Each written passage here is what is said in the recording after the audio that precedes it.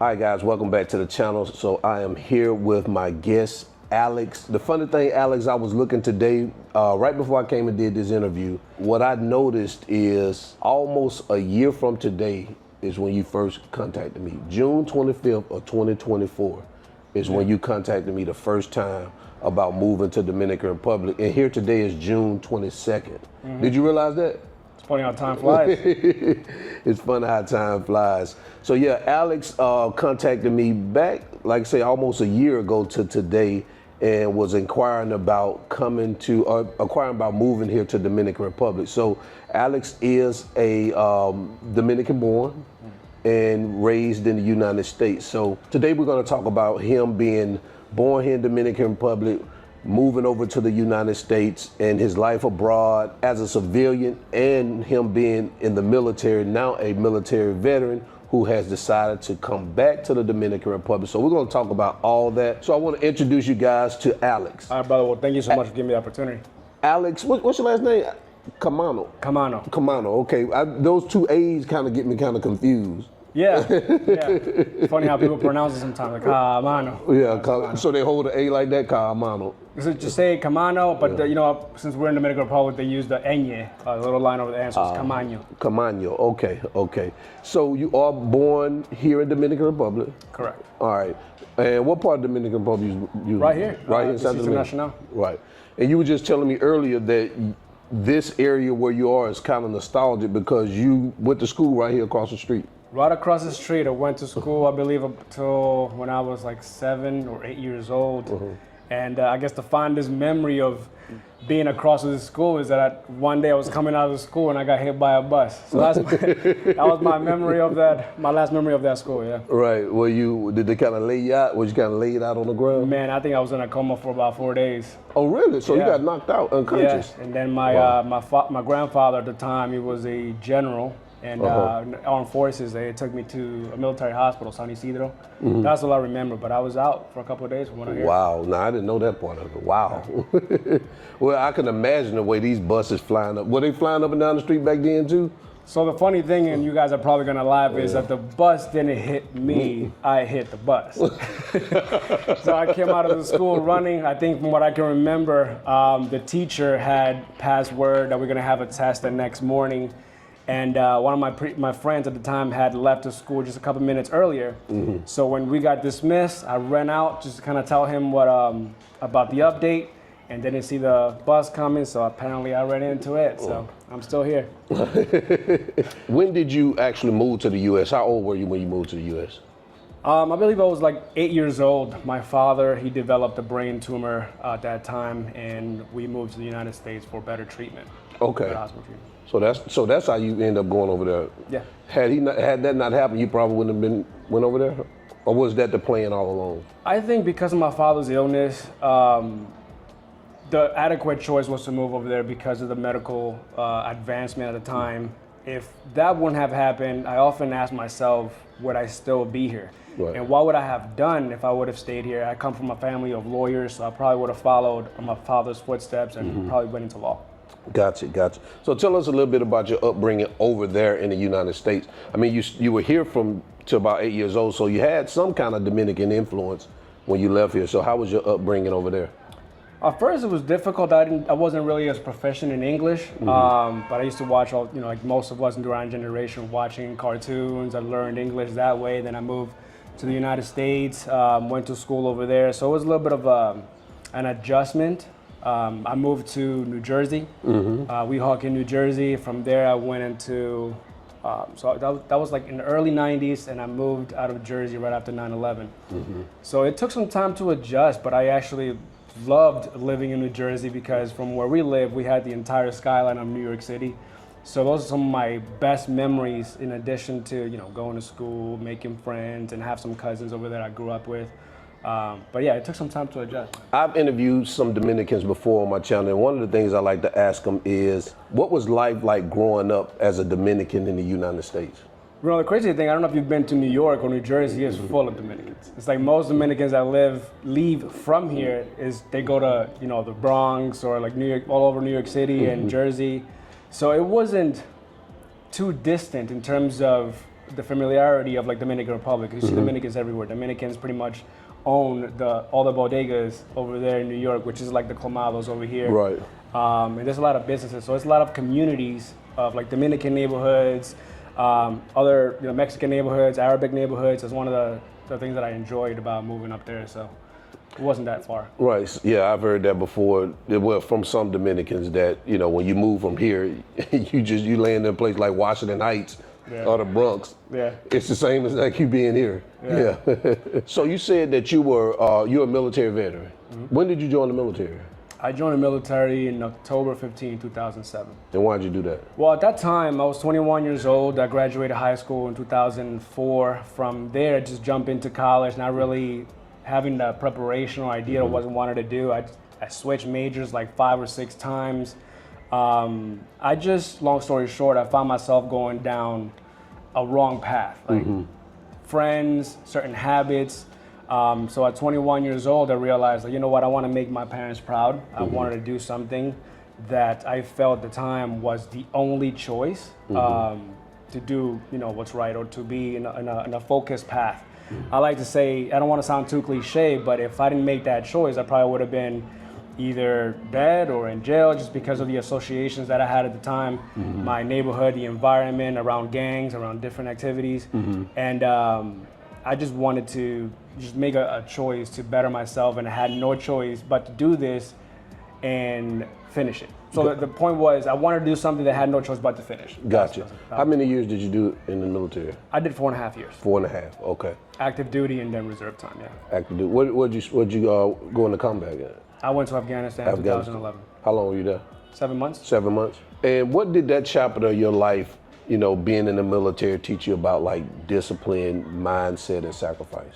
Well, let me say this. I had done a little bit of shopping in terms of military branches. I wanted to go into the Marine Corps because it's the most disciplined, or the most, the hardest.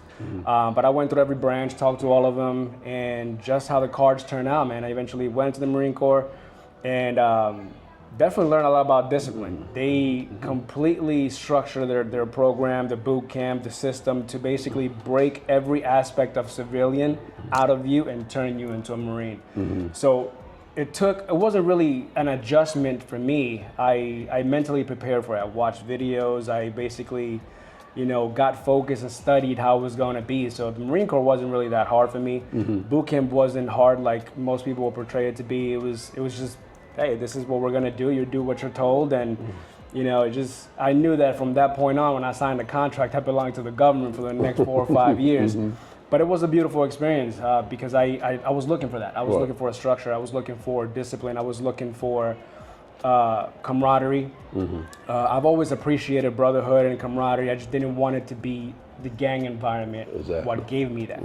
And one of the most beautiful experiences from that is also that I met my wife. My wife is also a Marine and has done a tour in Afghanistan as well. Oh wow. And why did you get out of the military after 4 years? Most people kind of stay till 20 years to retire. Was that the plan, or the reason why you got out at 4? That was the initial plan. Most Marines end up questioning their decisions around year 2. Why is that? It gets harder. The little games that they play in terms of, it's just mind-fucking games. Just certain things that kind of get annoying, but it's just part of the structure to break down certain stuff. But I would have stayed had I not met my wife. The reason why I decided to get out is because we had our first son when I was about 25 years old. Okay. And I didn't want to give my children what my father couldn't give me. And I don't blame my father for anything. Again, for you guys to get a perspective, I had lost my father as a male role model since I was about 8 years old. He developed a brain tumor. So I didn't have that father figure to show me how to be a man, how to grow up to be a man. My mom had to be mother, father, husband, and wife, only one person. One of the most hardworking people that I know. So I wanted to be young enough and present for my children. So when we had our first son, I had 1 more year, or just actually 6 months left in the Marine Corps, and decided to leave. Decided to get out, even though I loved the Marine Corps. My wife loved the Marine Corps too, but we want to dedicate time to being parents instead of doing like I deploy, she deploys, that sort of thing, and giving our children that sort of trauma, so to speak. Okay. So after you got out of the military, where did you go in terms of where did you end up residing? So we were stationed in Jacksonville, North Carolina from 2007 to 2012. Once we left or we separated from the military, went to New York for about a week or two to see my parents, and from there we drove all the way to San Diego because the plan was to ship our vehicle to Hawaii. So once you get out of the military, they give you an option. You know, they pay for everything, and it's either for me to ship my vehicle from Hawaii, from Virginia to Hawaii, which is going to take about 2 months. Oh, you were going to live out there? Yeah, we moved to Hawaii, so my wife grew up. So that was the plan. I went there when she came back from Afghanistan in 2009, fell in love with it. It is very, very expensive. It is beautiful, but it's very expensive. And so we went there after we got out in 2012. And so we drove across country from New York to San Diego, from San Diego flew to Hawaii, and lived in Hawaii for about a year. Okay. I know when you and I started speaking, you were in North Carolina. Yes. How'd you get to North Carolina? Well, after living in Hawaii, moved all over California, Las Vegas, back to California, just jumping to many different places. A long story short, January of 2020, we were living in Sacramento at the time in California. And we had a decision, like, do we renew our lease when it was coming up to renew? Or do we just go back to Jacksonville? I don't think that, probably because we were questioning if we had really enjoyed Jacksonville during our time in the military. It was a beautiful place, but I think it's just so many Marines that you just kind of wanted to get away from Marines while we were living there. So I don't think we enjoyed it to the point that you would enjoy it as a civilian. So we decided to go back in January of 2020, and we lived there for about 4 years before moving here. Okay. So let's start with why. What ultimately led to you saying, hey, I want to come back to Dominican Republic? I think the instability and the chaos that we're currently seeing in the United States. As a combat veteran, as someone who has a family, I didn't want my children, now 3, to grow up in an environment where there's a lot of just BS, man, whether it is politically driven or all these different things that most people unfortunately are still tuning into in terms of like the hatred, division, just stuff that to me is a strategic move to divide people. That's my personal opinion. That's I wanted to grow away from that and raise my children in a better environment. Gotcha. What does DR offer that you think that was missing in the U.S.? Quality of life, in terms of not only the cost of living, but also food. Like, that is big for me and my family, not just only because we're fitness, but we want to be conscious of what we put in our bodies. Right. And unfortunately, in the United States, organic food is very expensive. Right. So over here, from the past couple of times that we visited in 2022 for the first time after me not coming here for over 20 years, and just fell in love with the culture all over again. You know, fell in love with the people, the food, the environment. My wife actually loved it more than me, and she's not even Dominican. She's from the Philippines. But it reminded her of her country, so it took us 2 more trips to actually finally decide to come back here. But ultimately that, man, the quality of life, cost of living, and just food. Like, the food here tastes a lot different than you would have the same thing back in the United States. Exactly. So let me ask you this, because you just mentioned that it was 20 years before you actually came back here after you left. I hear that a lot from Dominicans. Why such a big time span between you coming back here? I think I had just gotten into the American culture. You know, obviously I grew up over there. I was a citizen. You know, went to college, served the military. So I was just, adapted to the culture, but I never really thought about ever coming back. You know, I really never had that in mind. Not even a visit? Not really, man. Really? Like, it's surprising, but not really. I never really thought. Probably on vacation, but it didn't cross my mind. It's funny how time actually just flies by, because so much was going on from us traveling throughout the United States and traveling abroad. Never once did I thought about coming back to the Dominican Republic. My thing is only like Europe for the most part, but I'm glad I made the decision, and it was a very spontaneous one to come here. Was there an emotional or spiritual sign that says, hey, the U.S. isn't for me anymore? I started seeing that between 2022 and 2023. It just took a lot of convincing from my wife. She's actually the one that encouraged me to move here. For me, it was more like fear. You know what I mean? Fear as the husband, as the father, the provider, the protector. I don't like being in positions of feeling vulnerable. I think Right. it's probably the military and stuff with me. I like to look at everything from a strategic standpoint. So I was more feel for moving to a place that essentially I am a tourist in. I may have been born here, but I was raised in the United States. So Right. I had my fears, my doubts, but I'm also a person that goes full head on whatever it is that I fear, to kind of overcome that. Right. That's funny because it always seems like the spouse of the Dominican always wants to come to Dominican. Like my wife, I wanted to come. Not that she didn't want to come. I had to convince her too. But when Dominicans leave, they don't want to come back. And hers was probably a different reason from yours. Hers was because she grew up, was born, raised over here. So she had an idea of how the country was. And it was like, oh, I want to go back to that. And so it was more like that for her. But for you, it was more like, I'm just more ingrained in American culture. I don't see myself living there. So two different type of perspectives. But I've noticed that most of the time it's the spouse of the Dominican that always wants to come back. Yeah. So you probably already answered this one here, but was it a breaking point? So what was that final straw that you said? Because I know you said the political division and all the stuff that pits Americans against each other. But was there a final straw that was like, you know what, that's it. We're gonna plan and we're gonna make our move. I don't think it was one particular event. I think it was the buildup of all the different things that we just, or at least me, I kept putting to the side and kind of downplaying it a little bit. That became eventually the most logical decision. I mean, I still had my insecurities or whatnot, but it just made better sense to move here. Because obviously we have some big goals, investing into real estate, among other things, traveling the world, traveling throughout the Dominican Republic. But we're looking at how much gas prices are over there. Not that it's any cheaper over here, but we look at all the gas prices over there, and it varies by state, obviously. The quality of food, how much is that food costing? Right. Among just a lot of different factors, man. Ultimately, it's one very important thing, and we can jump into it as well later, is the sense of community that Dominicans have that is not the same in the United States. And I wanted my kids to be around that, to see how people interact with them, how they welcome each other, and just how people act over here compared to how it is in the United States. Exactly. I say that all the time. It's the sense of community. What does a better quality of life mean to you? Not really having to worry about where your food is coming from. You know what I'm saying? Like, is this actually clean? Has it been tampered with?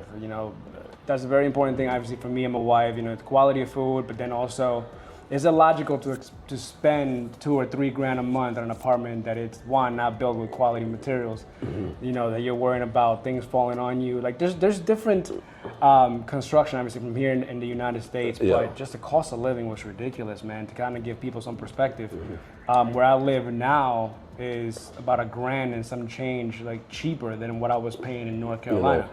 And it's built with solid, concrete versus whatever it is in North Carolina. So, and it's actually much bigger, twice as big. So I just didn't want quality of life be too expensive. And again, the same thing with the food. Just that doesn't make sense to me.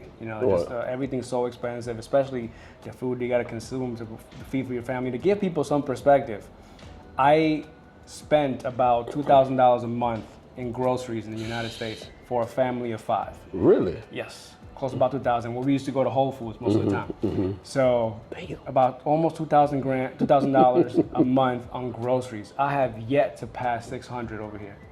So it'll be hard. It's hard. I mean, you're actually buying imported stuff to do that. Right. I'm gonna need 2 or 3 fridges for that. Right. So once you made the decision to move, what were the first steps you took in that process to make it happen? It was very spontaneous. We decided to move here. The decision was made in October of 2024.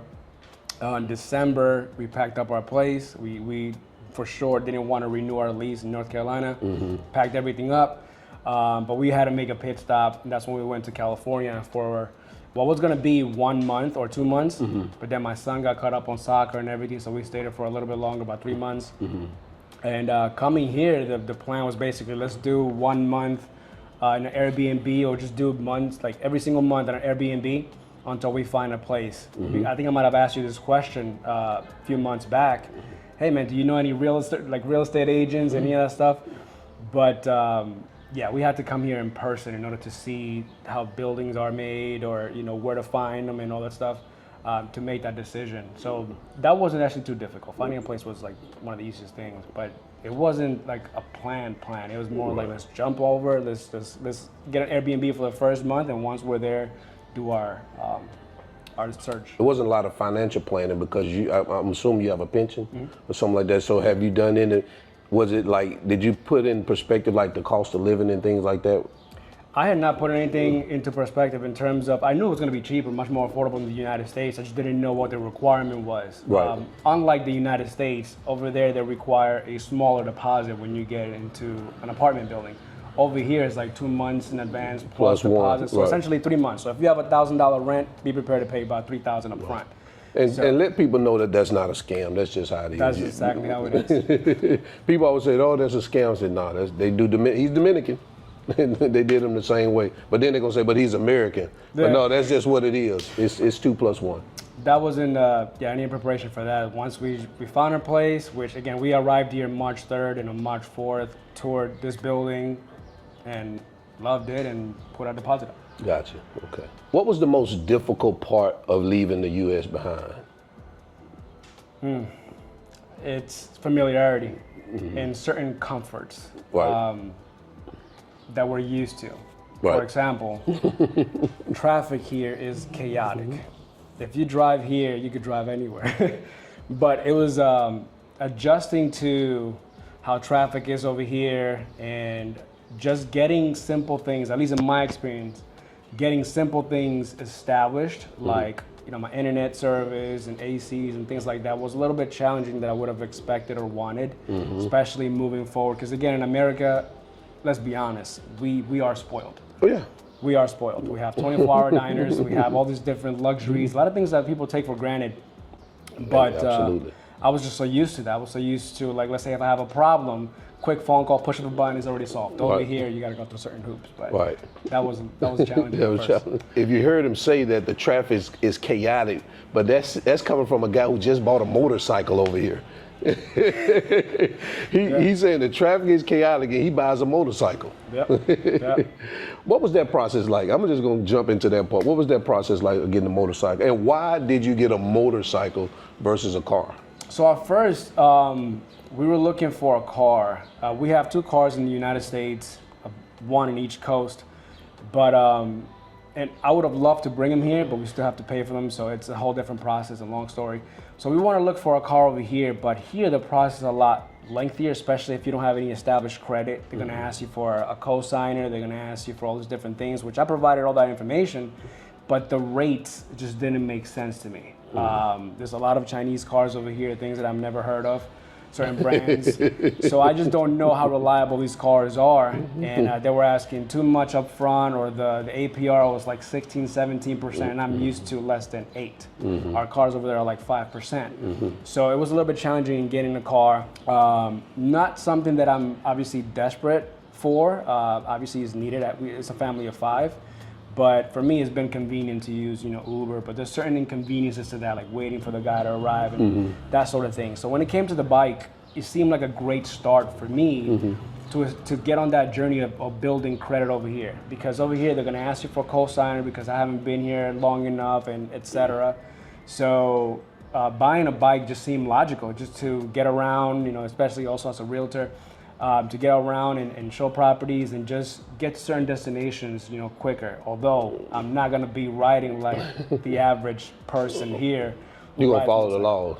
Yes. The U.S. traffic law. Man, yeah. That's how I drive over here. Over here, it's insane. So did you have a support network before moving over here to kind of help you with that transition, or did you just like start from scratch? I know you got family here, but were they a support network for you, or you just kind of like started from scratch? Yeah, my family is very supportive. I have a cousin that is pretty much like my brother. Grew up with him while living here, and he's a lawyer. He has a lot of connection and resources, so he's definitely served a lot on my decision to move here in terms of making some things comfortable and smoother for me than it would be for a lot of people. So I'm very grateful for that. I have a lot of family over here, and he's provided me with a lot of resources. Gotcha. Did you have any fears or doubts about coming back?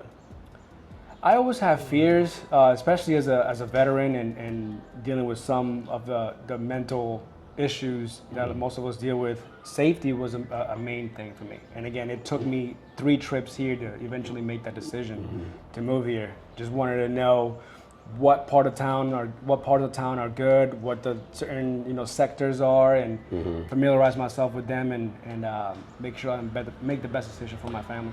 And so, speaking of safety, now what do you think about safety here? Oh man, it's actually pretty chill. You know what I mean? One thing about what we were talking about earlier, communities, like the way people interact with each other here, just like any other place in the world, it does have its dangerous neighborhoods. It does have its situations where you might get mugged or whatever. But you have to ask yourself, what did you do? Right. Did you flash your jewelry or money? You got to understand, this is also a poor country for the average Dominican, or they go through certain hardships that us, may not go through. So you have to apply also common sense. Right. You don't go into a poor neighborhood flashing your stuff, because from their perspective, it's also like disrespectful to them. Like, why would you flash your stuff when they're struggling to find some food or whatnot? But I've never felt, honestly, concerned. Never felt my safety was in danger, or my family's safety is in danger, or our lives. So far it's been good. I don't have a lifestyle that I put myself in situations that would, make something happen. Like I don't party, I don't go to clubs, I don't go to things like that. So I don't have too many worries on that. Right, and that's what I tell people. I stopped saying like, oh, it's safe here, because it's general. I tell people it's safe for me because of things you just said. I don't go out to the clubs and party. I'm not hanging out to 1, 2, 3 o'clock in the morning. Yeah. So for me, it's safe. I'm a family man. I got my wife, my daughter. I'm not chasing what other people are chasing. So I'm not in that. I don't put myself in those situations or around those elements. So for me, it's safe. Some other people, that's not what they do. So if you come over here and you're out at the club and you're hanging out and you like going to the barrios and things like that, it may not be as safe for you. You know what I'm saying? So you've been back for what, 3 months now? 3 months. 3 months? Yeah. What has that transition felt like? At first, it was very interesting, because I gotta say this, Jay. I'm a very impatient person. I'm used to the things being solved like this. I don't know if it's either because I'm spoiled in the U.S. or I'm from New York, whatever it may be. But I'm so used to getting things done relatively quick. Right. Over here, you need a lot of patience. You have to. You gotta pack your patience. Yes, I asked the universe for more patience. The universe is putting me in situations that requires a lot of patience. So yeah, I definitely was tested at the beginning, but I needed that. I needed that as growth. So what was your impression or your feelings the moment you landed here? It's hot. It's hot. At first, it's hot. It's hot. I don't think I've been acclimatized yet. I've been here 3 or 4 months. Yeah. But no, we've been here 3 times prior to that. So it was like a strategic. At first it was 2022. Was here for a month and a half, 2 months in 2022. Then we came back again 6 months later in 2023 for another 2 months. So I had spent a total of 4 months before making a decision to come here. And we came here, we left North Carolina in December of 2024, spent 3 months in California, and as soon as we landed, it was just, we already have the place, we already know what we're gonna do. I just didn't know how fast it was going to be for me to lock in a place, because they're always building, if you have noticed, they're always building. There's definitely no shortages of apartments. Right. So we landed on March 3rd, March 4th, we locked the place in. Have there been, and I'm sure they have there been any unexpected challenges or doubts since you arrived? There has. At first, I think I may have mentioned to you, April was just a very, very dark month for me. Very, a lot of emotional stuff. I battle a lot of, stuff mentally in terms of whether it be PTSD or certain emotional stuff. So I turned to fitness in order to cope with that. But that particular month was just difficult for me because we have some issues, some business back in the United States that's still yet to get solved. Both of our cars over there, I gotta have some stuff to figure out with those cars, whether to sell them, whether to move them to California. Just a lot of different things, a lot of different emotions, a lot of different processes that I have to, take care of before I could have that peace of mind over here. So that was a challenge for me. And again, the lack of patience in certain things that require the patience. But I think I've overcome those issues. Now I think I've adapted. I enjoy living here. I enjoy the quality of life. And a lot of people just don't move here and just cut all ties with the U.S. It's things that's still back there. So the first few months can get a little rough, but usually after about the 6th month, you start kind of putting it on cruise control. So yeah. Do you foresee that happening? Yeah, I think I am for the most part right now already adjusted to life here. Again, I still have those requirements, those business situations over there in the United States, and that's gonna take a huge load off my shoulders once they're done. But I think for the most part, living here, I've already adjusted. I know where things are. Like I know where to. I think we were discussing this the other day, where to get my vegetables, where to get the meats, and then which grocery store is going to be the most convenient to go to. So it all depends on the person's lifestyle and what they demand in terms of their day-to-day thing. Right. First and foremost, patience has to be the biggest thing. You have to have that patience. And it was very difficult for me because I'm a very impatient person. So, but patience is definitely a requirement because it's almost like, I think we were discussing this the other day too, like Jamaica. People everything's slow. So it's like you gotta take your time, wait for things to happen. There's such thing as Dominican time. Right. If somebody tells you to be there 1 hour, they'll be here in 2 hours. Right. So it's just slow adjustments, but I think for the most part, 3 to 6 months, people will be all right. Right. This may not be a fair question for you, but you can probably still, put a little sauce on it. How has DR changed since the last time, you've lived here? Because it's been so long, so I'm sure, it's been over, 20 years. So is there a fond memory or like a memory of what you saw the place looking like versus when you came back the first time back in 2022? Well, the first thing I gotta say is definitely not a third world country. It's funny when people say that, like, oh, Dominican Republic is a third world country. Come to DR and you see. It's funny because you see Rolls Royces, Bentleys, Ferraris all over the place. It's like it's far from what people assume Dominican Republic to be. Right. But what changed for me is that when I left, there wasn't any towers. Most buildings went up to the 4th or 5th floor, and that's just apartment buildings. Now you have towers, which is 5 all the way up. Like something like that building right there, that older style, that was kind of like that. So it was like the old style, like the typical Dominican apartment that has like the bird cage. Right, the bird cage, thing. right, yeah. I can't live in those. Me neither, man. I feel like I'm locked up or something. But hey, to each his own. But those are obviously safety precautions. But that's the old school Dominican building. But now you have 20, 30 floor buildings, and it's a lot different. I mean, I don't remember Churchill. Right. I don't remember downtown center. There was no downtown center. It wasn't a downtown. There was none of that. Right. There's some places that bring back memories, like this street or this other park down the road, and the Malecón, obviously. Malecón is like iconic, but or like the Feria Ganadera, which is the farmers market. So that place has been there for like 30 plus years. So there's certain things that I remember. But I left at such a young age that there's a lot of that I don't. I mean, Dominican Republic has completely changed. Right. So what's been the most surprising win for you since returning? The most surprising win? Or joy or whatever. Seeing or feeling, how do I say this? Experiencing eating quality food, right? That's, again, I've said it several times, but like you feel healthier. Our skin is different. It just feels a lot better than how it was in the United States. Like to give you some perspective, because I base everything out of my family as well. My youngest son, he's always breaking out. We had like some like rashes and stuff in the United States. I don't know if it's the water or the food or the air in North Carolina, but here it's like it's never happened. You know what I'm saying? Like he dealt with that for years, and we went to dermatologists, and I don't even know what it was. I didn't want my son to always depend on like steroid creams. He's not had that over here. So it's just, we feel healthier. And again, you can eat the same food over here and eat the same thing back home, and it's gonna be completely different. Right. So I think the biggest win for that is just that. I mean, just how healthy we feel. Right.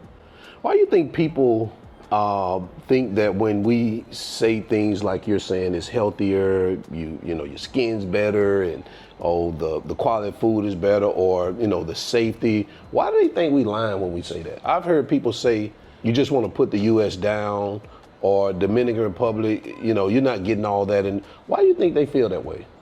I think it's fear of thinking that you cannot have a beautiful life outside of the United States. And trust me, I was like you. I felt like that before. So it took me a couple of trips to come here to make that decision. I built my life in the United States, everything. So I was just so used to that system or that lifestyle that I feared how life would be in a different country. But at some point, you're gonna have to jump, meaning take that risk. At some point, you're gonna have to leave the United States and see it for yourself. I think people who have those fears, one, haven't really traveled. And once you give yourself that experience, dude, you can live a way better life outside of the United States. And it's not putting the United States down. There's still aspects of me or aspects of the United States that I do miss. I do miss the South. I miss the culture in the South. I mean, the beautiful thing about the United States, obviously, is you have New York, California, the Midwest, the South. It's all different cultures. I love the culture in the United States. But ultimately, the decision for me was, what's going to be a better place to raise my children? Am I going to raise my children in a place where I don't know what they're teaching them in school? I don't know what they're perceiving, what they see in the news, and all these different things that we're currently seeing in the United States. So for me, it was just logical to come over here, because it's not like that. This is a country that, regardless of your social economic status, everybody gets along. Everybody sit in a colmado after work, and it's just socialized. So I want my kids to see that. I want my kids to see how people interact over here with each other, always greeting each other, always like hugging each other, or how kids are still playing in the street. Unfortunately, you don't see that too much in the United States because they have other things to worry about, such as things that happen with kids and all that stuff. Over here is not. I'm not saying that it doesn't happen, but it's almost like you never see it. Like, it's very rare. What has been the difference in your day-to-day life here versus when you were in North Carolina? Well, in North Carolina, I think I got so used to numbing down everything in terms of like whatever I battled, emotionally and stress and stuff like that.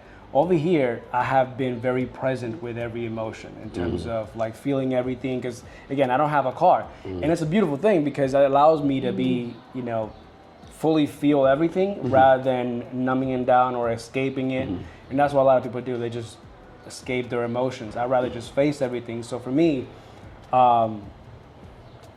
being here has allowed me to slow down a little bit and just take in all the different things that we take for granted. Like over here, every morning you see like a flock of parrots flying by. And that's one of the beauties of being in the Caribbean. You see a bunch of parrots or different tropical birds. And one most important thing too is that there's I don't know if you've noticed, but there is hundreds of thousands of fruits planted throughout the city. You could grab a mango just the side of the road, or níspero, or some of those other fruits. Obviously, you can't do that in the U.S. But over here, you just go and grab it. It's like nature providing all over the place. So it's a beautiful thing. So you just mentioned that some of the things that you were like dealing with, that you had to numb down when you were in North Carolina, and you and I were working out the other day, and you were telling me a little bit about some backstory about how you kind of went into this dark place. Was it anything that triggered you? What happened to lead you to that dark place? I think it's just a social environment. Where I lived in North Carolina is a military town. There's a lot of trauma, a lot of different emotions going on. I believe, again, this is just as a person that is very spiritual and believe in energy. Everything is energy. And you feel the energy in Jacksonville, like North Carolina. It's a military installation or a military town, so you feel a lot of all the stuff in the cities, a lot of gossip, a lot of just BS, man. And I think what I had experienced in 2022 was I didn't acknowledge that I had an alcohol problem. I was in denial that I had an alcohol problem. I drank every single day. I've been an entrepreneur for a couple of years, for more than 10 years. So I've been fortunate to work from home. I didn't have to be anywhere. So I was always drinking, drinking with the neighbors, or what are the neighbors doing? And they're not bad people at all, man. It's just, I believe in the law of exposure. It was a universal law. The law of exposure states that when you are exposed to something, it cannot be unexposed. Meaning, if you see or experience some type of level of success, whether it be financially or you have the opportunity to be around millionaires or entrepreneurs, yachts and things like that, whether or not it's important to you, you were exposed to that. And because you were exposed to that, that should lead you to believe that it is possible for you. So, and that's not important for me in terms of living that lavish lifestyle, but I was exposed to it through friendships. And I felt that my friendships in North Carolina were not in alignment with that. I feel like in that neighborhood, people talk about other neighbors. So the conversations were just not productive. And me, as somebody who has ambitions, certain goals, certain things as a father, as a husband, and been around a lot of entrepreneurs and different things, I have big goals. So I want to be around people that align with me because our energy and our frequency is the same. So there was an imbalance in that neighborhood, in that particular time frame. So again, I was an alcoholic, dealing with a lot of anxiety, depression, suicidal thoughts. Eventually, I put a gun in my head, and to kind of cope with that, instead of turning into more vices or medicine or therapy, I just dove into personal development, meditation, reading positive material, working out every single day, following a certain program. Like, my life is very boring to what most people would call it, but boring keeps me alive. Right. You know what I'm saying? Boring is a beautiful thing. Boring is not the end of the world. Right. Boring is awesome, man. But it's so it's very strategic. I wake up, I train every single day, I meditate, I write goals down, read positive material, and I firmly believe that how you start your day will dictate how the rest of the day goes. Right. So you put a gun to your head. Yes. What stopped you from pulling it? My son knocked on the door at the right moment. Yeah. Wow. He knocked on the door and said, "Daddy, you okay?" And then I actually just thought to myself, what am I doing? Like, but you were actually gonna do it. I had the plans. I don't know if I was gonna follow through with it, Right. but it was just so many built up emotions at that time. But yeah, I don't know if I would have followed through with it, but I had the intention to. Right, you had the intention to. Okay. What was your drink of choice? At that time, man, I drank beer, whiskey, all kinds of stuff. And now you don't drink. I don't drink at all. How long have you been not drinking? I quit drinking, I believe, it was like, October 3rd, 2022. I haven't touched alcohol since. Wow. Were you this fit before you stopped drinking and then changed your mindset and got into fitness? I've been through every phase, man. I've been training for over 20 years. So I've been overweight, I've been skinny, I've been jacked, back to overweight and skinny. It's just a roller coaster of stuff. But the best way I can answer is this. I've been able to stay as consistent as I am right now because I'm no longer participating at that frequency or at that energy where it's like toxic.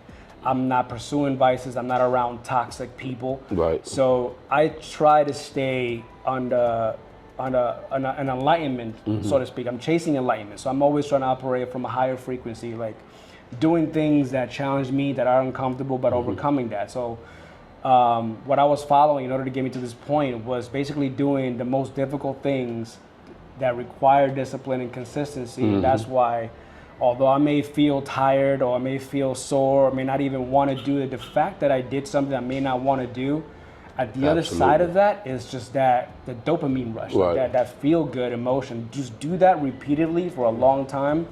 That's how I was able to heal some of those dark things that I was dealing through. Gotcha. So you've done sounds like you've done a lot of personal development work. How did that mindset actually help you move here? I mean, I'm always going to be dealing with some stuff. But I think that the mindset change, just learning how to take what life throws at you and just respond in a more productive way. Right. Most people succumb to their problems or, just submit. Understand that it is easy. It is too easy to give up. It is too easy to numb things down. It's too easy to just, completely throw in a towel and quit. What requires discipline and what's the most beautiful thing is on the other side of that, just taking one more step forward. As long as you draw breath and you wake up every single day, you have an opportunity to change. You have an opportunity for things to get better. Because on the other side of quitting and giving up, there's nothing. Right. That's it. It's the end of it. So what's some of the beliefs you had to let go to take your life in this direction? That I needed to, how do I put this? That the solution to my problems was outside of me. But the solution to everything is I needed to go and ask somebody for help. There's nothing wrong with asking people for help. What worked for me, and this is just my own situation, was embracing solitude. I enjoy my own company. I think the problem with a lot of people is that they're programmed to believe that solution is outside of themselves. Absolutely. And I'm not knocking down any doctors or any of that stuff, but for me, I didn't need it. For me, I needed to sit with my emotions. I needed to process everything. Again, I'm human. The problem is a lot of people are so used to numbing down those emotions. What if you sit with yourself and just feel it? If you have rage, feel rage. Let it out in a healthier way, of course. Don't hurt anybody. Don't hurt yourself. Let it out one way or another. I turn to fitness. So for me, it's a form of therapy. Meditation. Now, through meditation, I sit with those emotions. I process everything, and I transmute the negativity in a positive way by focusing on the things that I want, not the things that I don't want. Because again, it's so easy to dwell on your problems. So easy to feel like a victim, that the world owes you something. When in reality, the world owes you nothing. Right. What happens to you is a result of your actions and your belief system. So I just choose to transmute negativity into positivity. How has this move changed your view as identifying as a Dominican man raised in the United States? I mean, I'm still a tourist, and I use it to my advantage. I use it to my advantage. A lot of Dominicans don't think that I'm Dominican. Certain situations, no habla español. You know, in certain situations, you know what I'm talking about. So, because I've gotten pulled over before. No habla español? Okay, cool. But no, I think so. I use that in good fun, but I still feel like a tourist. You know. I've been here only 3 months. I was gone for more than 20 years. You know what I'm saying? So I don't think I'm gonna catch up, but I already feel adjusted. Again, there's certain comforts that I do have that other people do not. But what helps me cope with my own problems is see that I really have no problems. People over here don't make as much as we do, and they have certain situations, but they manage to find joy in life. They manage to get around, even if they're gonna, sit in a colmado with their friends or their family and have a beer. That's on them, but at least they're finding joy in the simple things. Absolutely. Whereas in the United States, it seemed like there was never enough. Right. Like you're never gonna have enough. You're never gonna have. Even when you have enough. Exactly. Like it's just a more and more and more. And as an entrepreneur, I get, there's always more in terms of personal growth. Like there's always more, another level. But if you want more, you have to be content and grateful for what you already got. Right. And I think that I feel very blessed, man. There's a lot to be grateful for, and I think being in the Dominican Republic, how people treat each other, how they interact every single day, reminds me of how grateful I am, or how I should be. What does freedom and peace look like for you today versus a year ago? For me right now, is the convenience of being able to get what I want. Is just either if me going through pedidos ya and ordering something, like over here, one thing about Dominicans is like they're always hustling. There's always a way to provide for their family. They don't make excuses here. They get to work, they find something.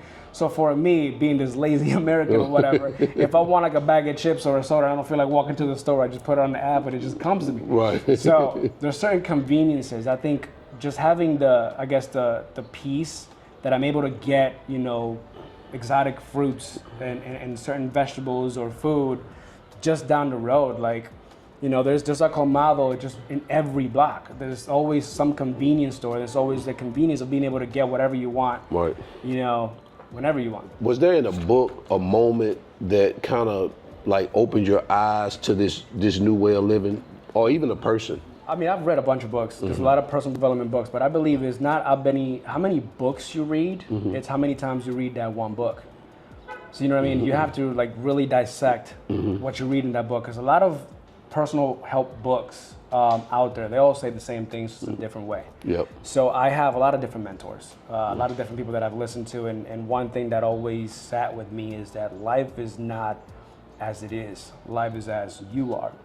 So you could be at peace or at war no matter where you are. But the war is always inside. The war is always in your mind, especially somebody like myself, or it depends everybody how they deal with certain emotions, how they process things.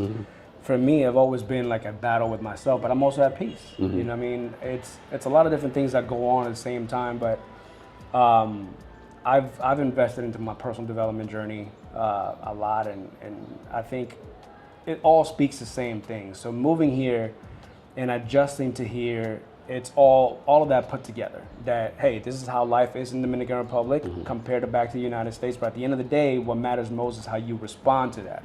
You could respond in a way that you're going to be feeling sorry for yourself, or depressed, or anxious, or angry, all these different things, or you just take a moment to breathe, process that, and just realize, okay, so this is going to take a little bit of adjustment. So I think in terms of personal development, some of those books, a lot of that has helped as long as I've embodied everything that I'm reading. Right. So you said life is not as it is, but as you are. As you are. Gotcha. So now that you're here, what are your plans to build this new life here? Well, I want to see the country, like the whole entire country. I would like to eventually buy real estate or buy land. My wife, she's from the Philippines, so she would like to be somewhere that reminds her of home. She grew up in the country. I'm not a country person. I don't see myself planting anything or cultivating crops, but she would like to have a piece of land where she could do that. And some of the goals that we have is that tap into to real estate, buy a piece of land, buy a dream home, or build a dream home, and just ultimately have a very relaxed life where my kids could go to school or interact with other kids over here, because I think that's another important thing. Socializing, right. In the United States versus here. You see how kids interact over here. I want them to have a great childhood, because I remember us growing up, whether it is here or in the United States, like we went to a cousin's house for the weekend. My kids hadn't had that in the United States, because they have cousins in New York. We live in North Carolina or in California. And so they never really had that, where over here they do. Even if they don't speak the same language as their cousins, they get along either through a sport or something else, but at least they're building that sense of the family bond, and I want to have that, not, obviously for my kids, and ultimately, man, it's just building a good life, relax, not too many expectations, and just take it day by day. Okay, so people like to know how Americans or foreigners or expats who come over here, how they support themselves here. Obviously, you are a military veteran, and one of the ways that you support yourself is through your pension, right? Your military pension. But you also mentioned that you're an entrepreneur also. So what business that you're in as an entrepreneur? What do you do as an entrepreneur also? Well, since I overcame those darkest moments in 2022, I turned into online coaching, fitness, nutrition, mindset. I got a couple other projects, working on over here. I'm currently working in real estate over here as well. So for anybody that wants to move to the Caribbean or anywhere in the world, my advice in terms of have something strategically planned before, like have a source of income already in place. I didn't move here to look for a job. Right. You know what I'm saying? I didn't come here for that particular purpose. Right. But I'm sure it's possible for people who want to move here and have that lifestyle as well. It's just different than what people are used to in the United States. But I already had those things in plan. So yeah, I've been doing fitness and nutrition coaching online, and now working into real estate. So let's start with the fitness at the moment. So if somebody wanted to needs coaching and fitness, how do they get in contact with you? They can send me a DM through my Instagram, diesel_fit03 on Instagram. And basically, the way I structure my coaching is not anything like sugarcoating anything. I don't build a super complex plan and tell you, what to eat. I basically show what helped me through, mindset training, a structured program, how to do the workouts, and nutrition is very simple. I don't tell people what to eat, but I show people how to eat in terms of the caloric intake, how many calories, that sort of thing. Gotcha. Are you open to being people's fitness coach if they move here? Yeah. Or just online? I do it online. I'm not particularly into the in-person thing. I don't mind going for a workout, a couple of sessions, but the reason why the online thing to me is most effective, because it also challenges the person to hold themselves accountable. Yeah. I get it, the aspect of having a personal trainer to hold you accountable in person, but do you need that? Like, I do. You know what I'm saying? Do you really need that? Some people do. For me, it's more like, I'll build you something and I'm gonna hold you accountable from a distance, like looking at the logs. Are you logging in? Are you doing the workouts? Are you doing everything? And obviously, it's more of a test of willpower. You know what I mean? Gotcha. You mentioned you jumped into real estate here. What made you get into real estate? I got into real estate because I didn't like the way that I was serviced in terms of in my own experience. Right. Long story short, so I moved here March 3rd. On March 4th, my cousin hits me up and says, hey, this is an apartment that I was gonna go and check out for me, but if you want it, go check it out.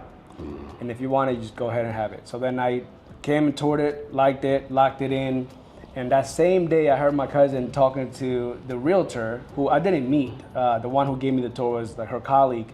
But the realtor who was initially helping us, she was just more money driven. Like everything was commission this, commission this, commission that. Never once did she ever wonder, did the client enjoy the apartment? Is there anything else that we need? So she was more money driven, and I get it, man. everybody has to pay bills, and she may have her own reasons. I just didn't like the way that she handled it or her vocabulary. So I was just like curious. I just got into curious. I was never curious about real estate, you know, not as a realtor, more like an investor. Right. And so I asked her colleague, so what's the process like of getting into real estate over here? What are the courses? And it's not as regulated as it is in the United States. So she's like, yeah, I don't have a course. What course? You just get into real estate. I'm like, what? You know, it was just convenient. So I'm in the process of getting the license on that one, but it is not a requirement. You could, you know, get your license and work for a brokerage or a firm, but it is not a requirement. So currently I work independently. So again, I didn't like the way that I was serviced, and I'm the kind of person that I'm not money driven. I get it as always a result, but I'm a firm believer that if you do a job well and you treat people good, by default money comes. Right. So I'd rather be a person of service than just dealing with money. So that's the reason why I got started. Gotcha.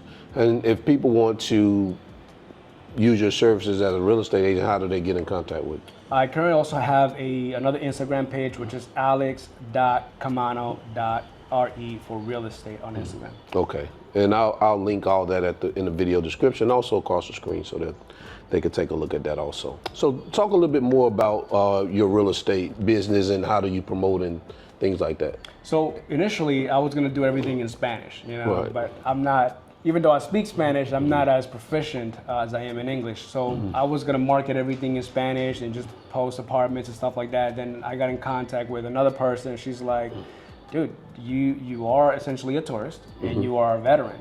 Who do you want to speak to? Who's your audience?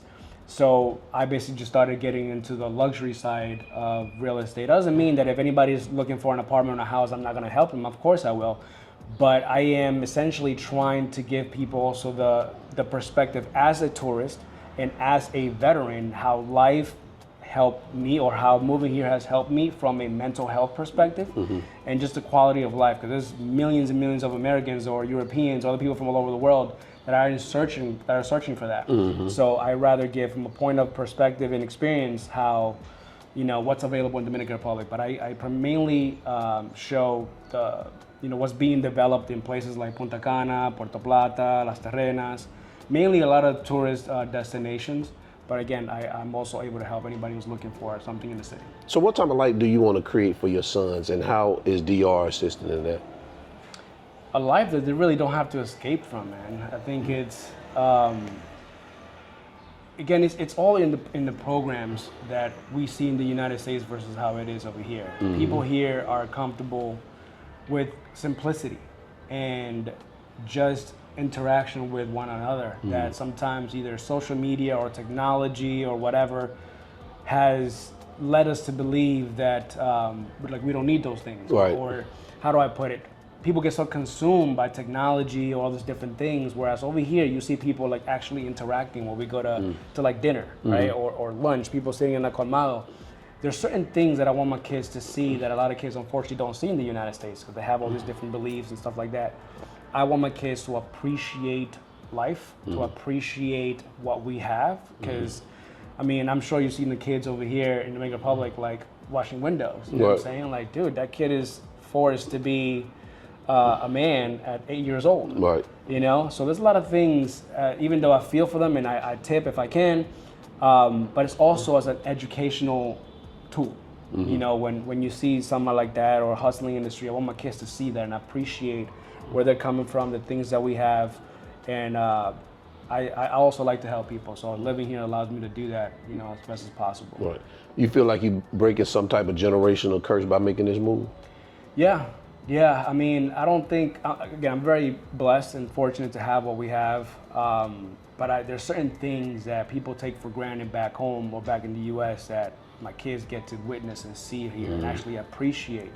Because they're blown away by how food tastes or how convenient or how readily available it is. Oh, we could grab that mango off the tree and meet at order. Like, yeah, just dude, go grab it. You know, just like there's plants all over the place. You just go and grab fruits right down the block from here. Right. And it's those little things that they actually question. Like, am I able to do that? Nobody's gonna come after me. Like, nah, man, just go grab it. So I want my kids to see that and experience that. And so far, they're still adjusting. They don't know Spanish, so they're. Oh, they don't know Spanish? No, my son just knows certain languages, not just through soccer. Like, here, pasa, you know, like whatever. Yeah.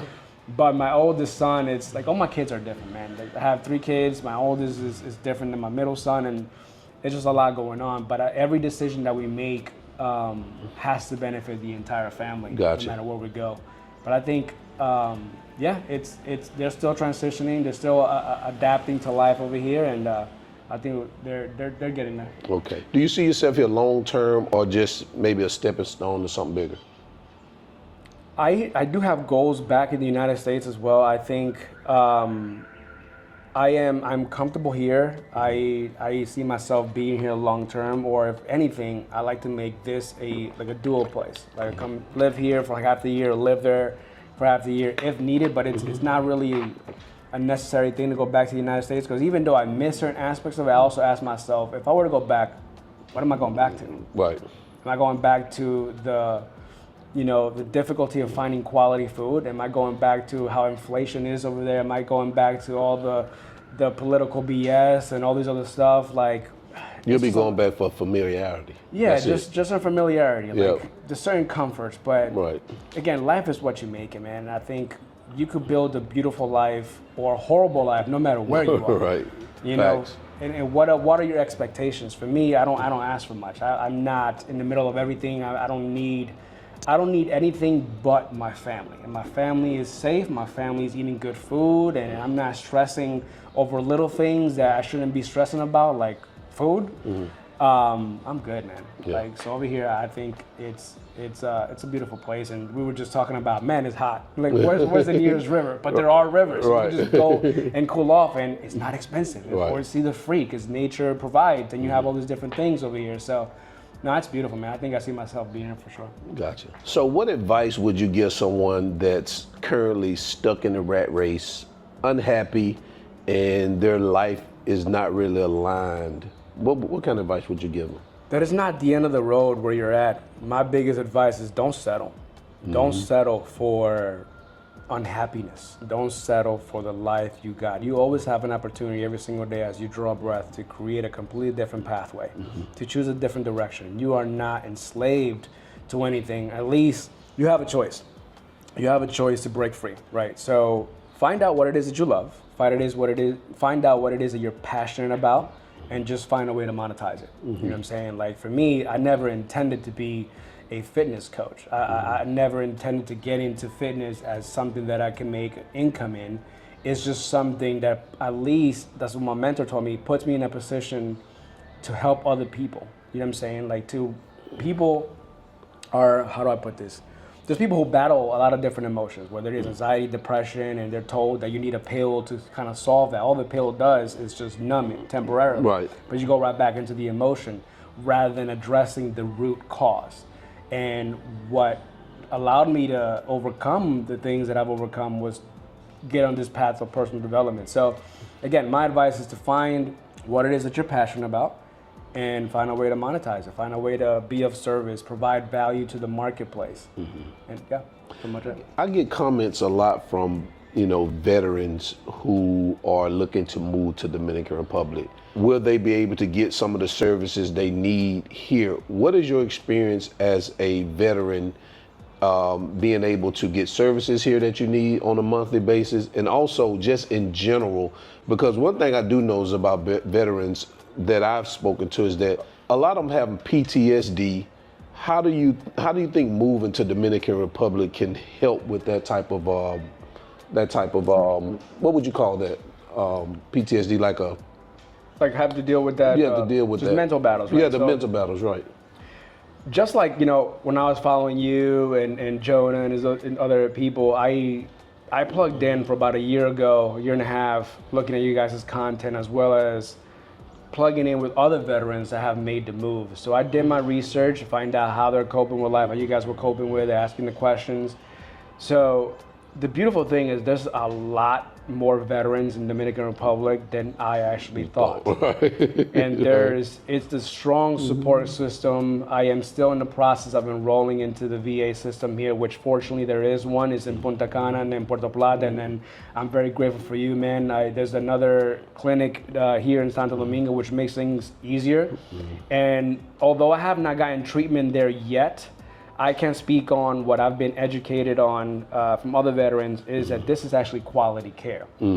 So for veterans that deal with like PTSD, this is the way they provide treatment here is actual treatment, not by numbing them with a pill so that you could depend on that particular pill, making you believe that you are powerless, but through actual healing, like, taking veterans together, right? Like whether it is a barbecue, whether it is building that sense of community with other like-minded individuals in a place where living is not as stressful, because again, you're not worrying about the cost of living, you're not worried about the food, and then you have a beautiful beach nearby, and then they take veterans to like excursions. So in short, therapy here for that type of trauma is addressed in a more holistic manner. Gotcha. Versus through medication. And the problem with America, unfortunately, is that there's so many veterans under pills, and it's not solving the problem. I mean,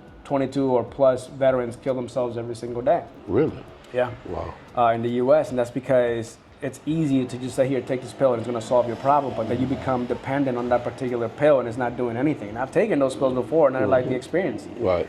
So for me, again, I'm speaking only from personal experience, I turned into just complete isolation. Not saying that I shut off the world, like I didn't want to be talked to. I just sat with myself a lot, where a lot of people, unfortunately, don't want to be in their own presence, that they look elsewhere, when in reality is that's the key right there. Just sit with your emotions, process them, but process them in a healthier way. Ask yourself the right questions versus, trying to ask others and all that stuff. Again, I'm not saying that don't ask other people, but what helped me was just being fully present with my emotions and being able to transmute it in a positive way through personal development. So the veteran care system over here allows you to build that sense of community with other people that have experienced that sort of trauma and in a different place. You're not worrying about the little things. Gotcha. What would you say to veterans, because some of them may not be entrepreneurs and may not have other streams of income outside of their military benefits. How much would they need to live here, you think? Well, it's on a case-by-case basis. Obviously, there's some places that are more expensive than others. I wouldn't suggest, for the sake of having a cheap lifestyle, that you move to the hood. Right. But trust me, life here is much more affordable than it is in the U.S. You will find a great apartment for less than, for about $1,000 or less. It also depends on the sector that you live in. You've got places like Piantini, Naco, Bellavista, right here, Casicascos, Renacimiento. Like, it depends where you are and how close you are to like the malls or whatever. If you're closer to the beach, obviously it's going to be more expensive. But in short, cost of living here is not expensive. How much you think they can get by with? Not in the hood, but just like a regular middle class area. I think you could get by with $1,500, like easily. Yeah, I think so too. We're a family of 5, and we like to eat, especially me. So my budget may be a little bit different. Right. But yeah, I think $1,500 is fine. And if you're just a couple, you and your significant other, probably even less than that. Like, it shouldn't be. Is not a lot. Like, to give it some perspective again, like I mentioned earlier, I was spending nearly $2,000 a month on just groceries in the United States, whereas here, for my family, I haven't passed $600 yet. We went to the farmer's market and I spent like $90 and I got a boatload of things that lasted me an entire month. So it's like, yeah, less than $1,500, you'll be fine. Right. If someone is thinking of moving abroad or here to Dominican Republic, what's the first mindset shift they need to be prepared for? The first mindset for somebody to move here is understanding that it's a completely different place. You have to let go of the expectations of the United States, because it's a different program. It's a different different system. And again, for me, it's the whole patience thing. So my advice would be, obviously, do your research. Watch Jay's channel, watch his content, and just get educated on how he has lived his life here for the past 5 years? 4 years, and how he's adjustment. I think you're doing pretty fine. I don't think you want to go back to the United States. No, I'm good. See, I just got here, and for me, what helped me make the decision was watching your channel and Jonah and Jamie and the other veterans. So make the effort to get educated. Look at the country, look how the economy is, look at all these different things, and just be prepared to get challenged in the sense of it's not going to be as quick like in the United States, but it can be. It just depends. Fortunately for me, just in my case, I have family here that helped me, where to look and stuff like that. I would recommend first coming to visit.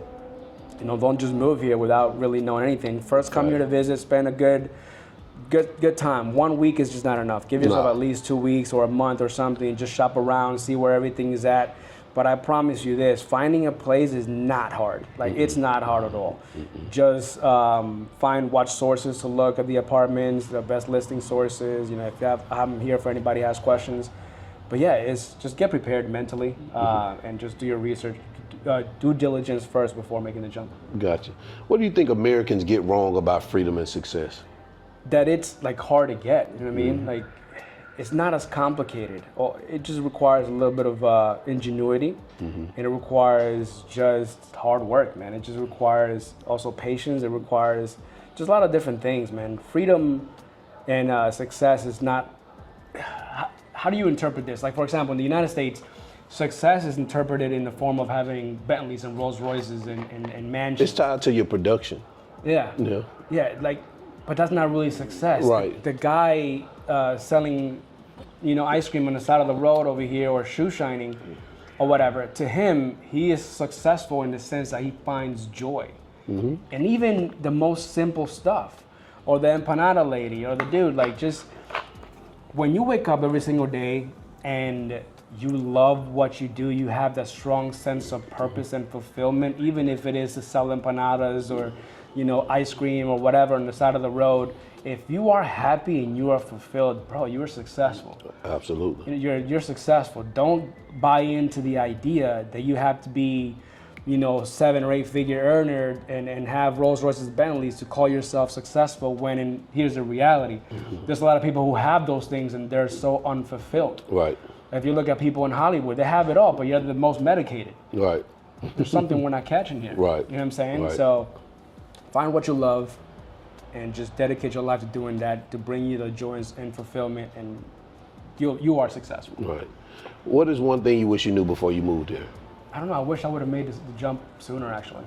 I wish I would have came here sooner. I wish I didn't take as long. But again, I believe that things happen for a reason, at the right time, for the right reasons.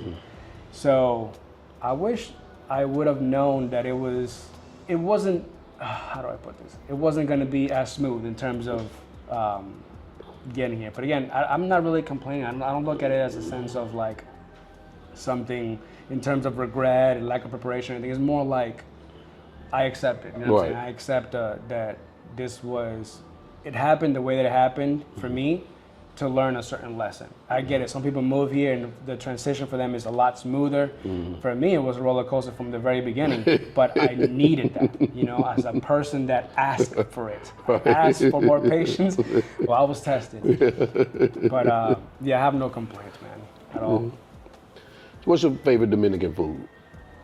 Dude, I like everything. The only thing that I won't eat, and kudos to you, bro, I cannot eat bacalao.